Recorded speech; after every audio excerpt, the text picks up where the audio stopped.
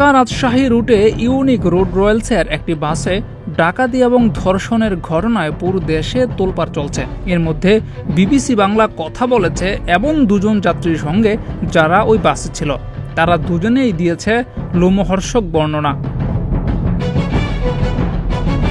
BBC Bangla যাদের সঙ্গে কথা বলেছে তাদের মধ্যে একজনের নাম সোহাগ হাসান। তিনি পেশায় ব্যবসায়ী।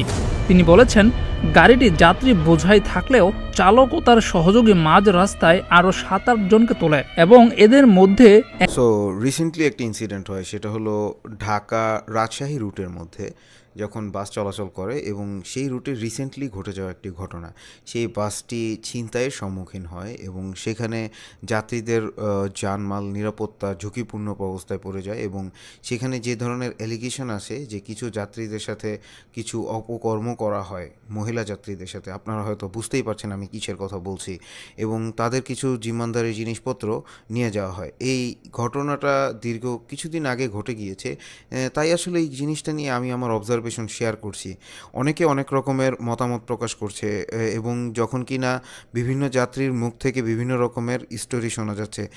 ঘটনার সামারিটা যদি একটু বলি, তো সেখানে বলা যায় যে একজন বাস ড্রাইভাররা যখন গাড়ি চালাচ্ছিল তখন সেইখান থেকে কিছু যাত্রী তাদের সেখানে উঠায় এবং বিপুল কিছু পরিমাণ যাত্রী যারা সন্দেহভাজন ছিল এবং তারাই মূলত ছিনতাই চক্র।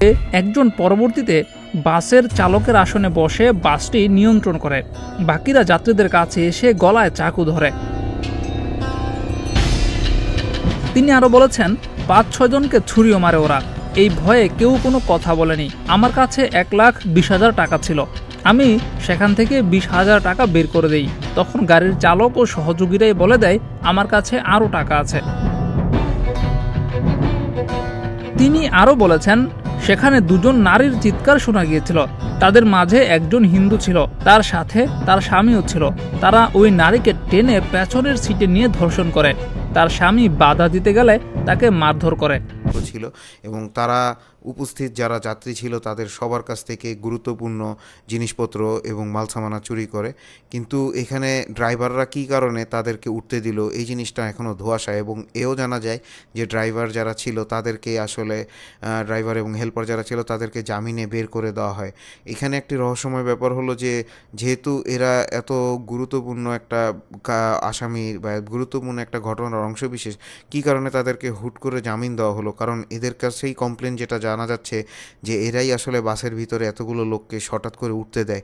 তো আসলে আসল সত্যটা কি, এই জিনিসটা এখন আইনশৃঙ্খলা রক্ষাকারী বাহিনী আলোচনা করছে, কিন্তু আপত্তিকর কাজ করার যে বিষয়টা এটা নিয়ে এখনও আসলে ধোঁয়াশা রয়ে গেছে এটি কতটুকু সত্য, কারণ কিছু যাত্রী সেই জিনিসটির সাথে মত পোষণ করছিল না।